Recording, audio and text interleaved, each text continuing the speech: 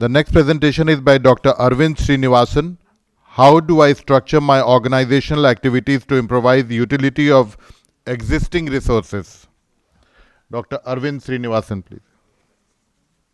Thank you. Thank AOC and ARC for this opportunity. I know I'm running against time. I'll try to make it as short as possible. So the topic is how do I structure my organizational activities to improvise the utility of existing resources.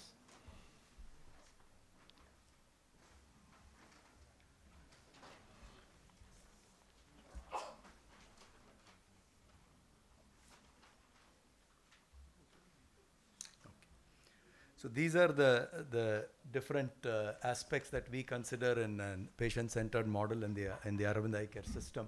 So we obviously look at quality, efficient service, giving value, high volume, reaching the people, and financial sustainability. It's probably true for all our organization, nothing unique to any one particular organization. How do I keep? Yeah. So, for the resources, it is not only the human resources, I think Dr. Devashish covered it extensively, but it's also the physical resources. A lot of times the physical resources that we put is very significant in all our organizations. Hospitals have become very expensive in terms of equipments, in terms of land, in terms of building. All of that needs to be considered as an important resource to be able to utilize the infrastructure and the resources very quickly. So the principles of efficiency are, one is debottlenecking. I'm sure all the time we are looking at debottlenecking. All of us in multiple ways we are looking at it. It's kind of an attitude to have. Can I find a little better way of doing things than what I did yesterday?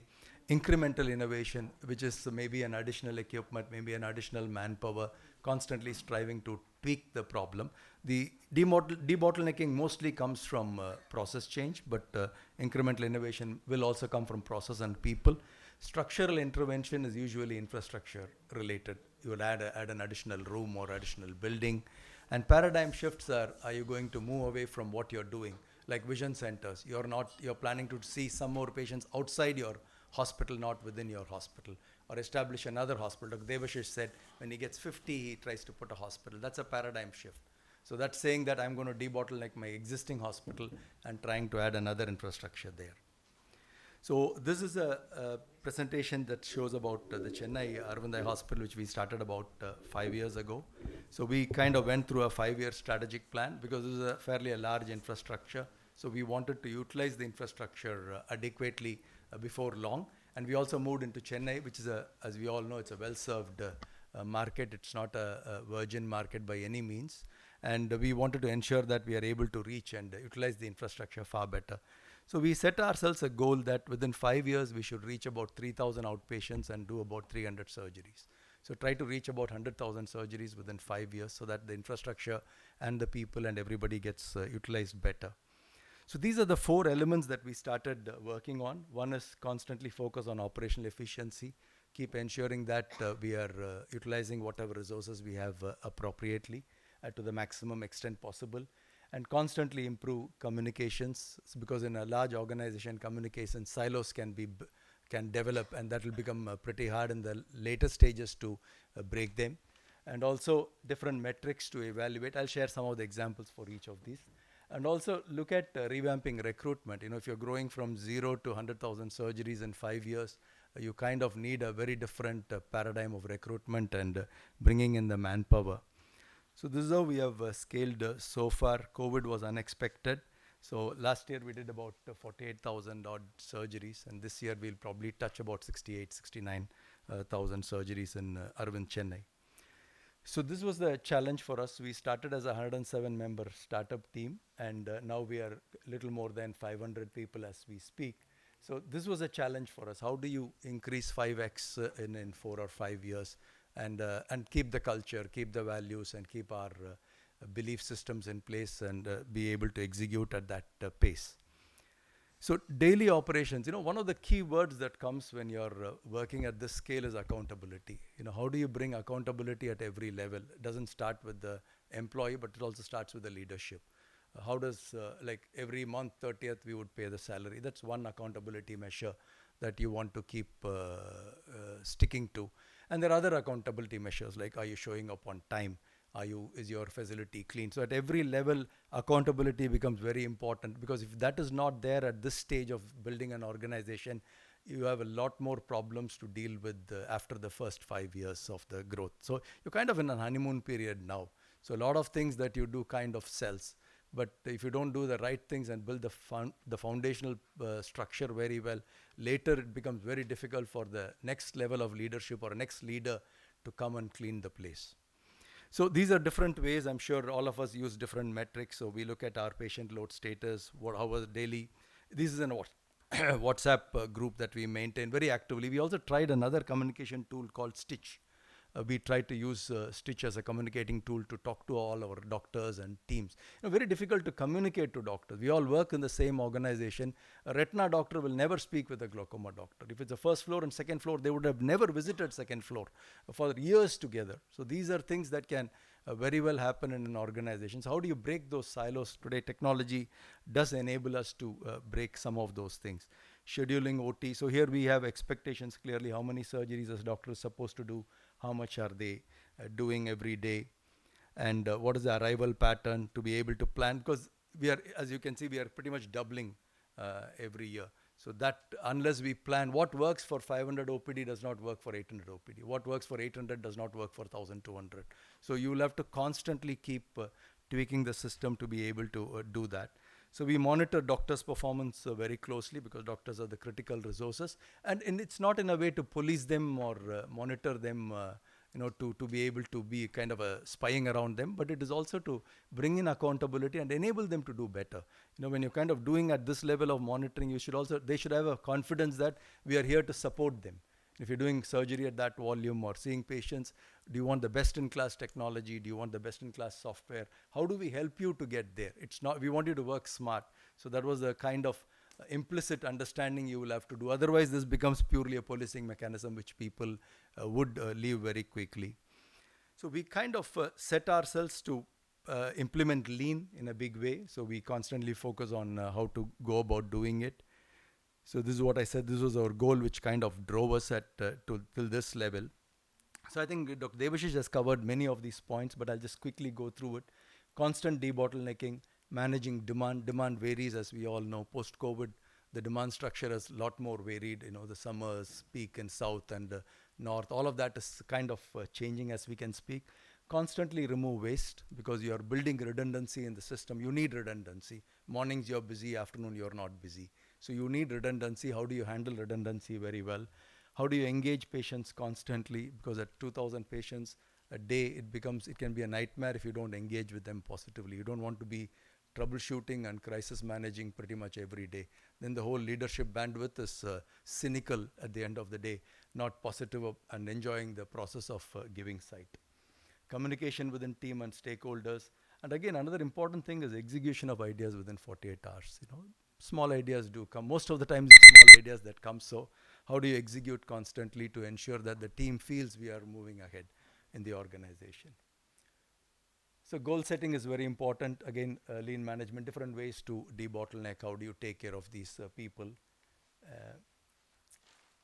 So finally, we have kind of gone through the next 5-year plan. Like, we have finished our first 5-year plan. Next year, to 2023, will be our end of this.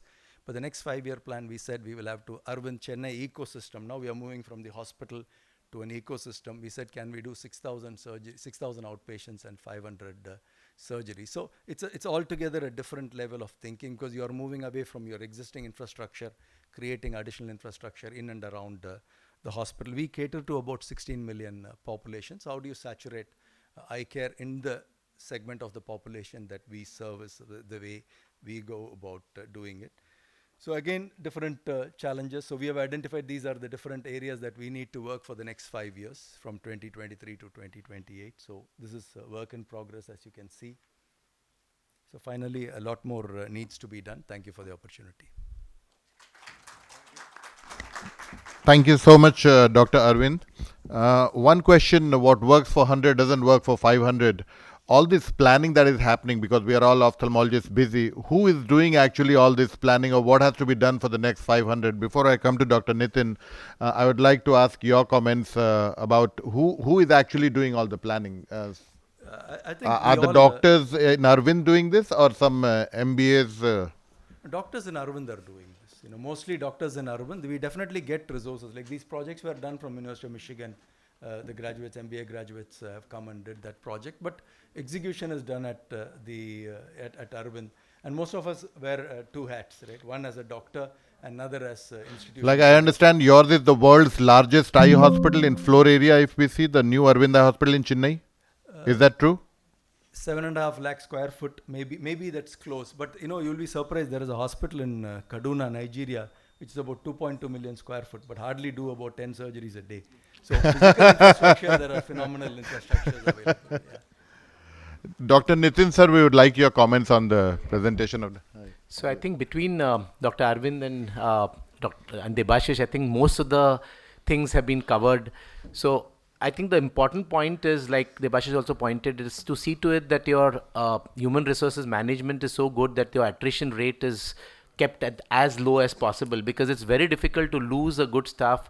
Like it is known that for even a small thing, even a small increment, there are people who would leave you, especially in the metros here. We have this problem that maybe it's only a matter of 1,000-1,500 rupees, but they would leave you. The other important thing I felt, what we have seen is, unless one does a staff problem resolution at an early date, not just putting it ahead, we'll see next month, we'll see after next quarter. So that is something which they don't like, and then that is where they would want to probably try out other avenues. One point which Debashish made was about the Google reviews and about trying to get a good review. We normally discourage our staff from asking the patients to give us a good review, because very often we are also dependent on knowing how our hospital is functioning from a genuine review. Because when you ask your staff to insist that please give us a good review, we may get all good reviews and we may be in a wrong place. And so it's important that let the reviews come in. And the most important thing is to answer the reviews and to sort out the problem, so that they know that something is being done, not that it's a bad review, so ignore this person. In fact, it's more important to pay more attention to the person who's giving you a bad review than the people who have given you a good review. Obviously, you need to be thankful for the people giving you good reviews also. The other thing was, like Dr. Aravind also pointed out, is the technological advancement in debottlenecking, which is very, very important. Changing trends over a period of time has to be seen. New avenues, for example, like post-COVID, there was a lot of people wanting to have an online consultation. So setting up a system for the online consultation. So keep looking out for new avenues all through. And I think that's a very, very valid point, especially in these post-COVID times. Yes, please. So first of all, excellent presentation, Dr. Aravind. It was absolutely mind-blowing. I just wanted to pass a comment related to planning. Of course, they're a big organization. They do planning for 5-year planning. But I just want to say that I think the same thing even individual practitioners can do in their own practice by looking at their own numbers, by tracking them, and just basically having a little bit of a vision of that. How do you see your setup maybe 1 year from now or 2 years from now? I see that my colleagues don't do that planning at all. They have no idea what their numbers are. They are just practicing. And I see that's not really the best way that you can even think about managing and growing your practice. So I think, Dr. Aravind, that's a great point, and I think we all should, adopt into our practices. Thank you. Dr. Kamal Kapoor. Final comment I would like to make is, you can't build large organizations with fear. I'm going to lose this individual. They're going to go away from me. How do I going to retain it? So what we try to do is, what will work is also to build a pipeline of people that will replace the people that will leave. People will leave. You will have an attrition. Zero attrition doesn't work well. So it will be good to think that way as well, rather than constantly be in a fear that this fellow is going to leave you. And more so, they will leave you if you are in fear. One of the most fearless guys we know is Dr. Kamal Kapoor. Your comments.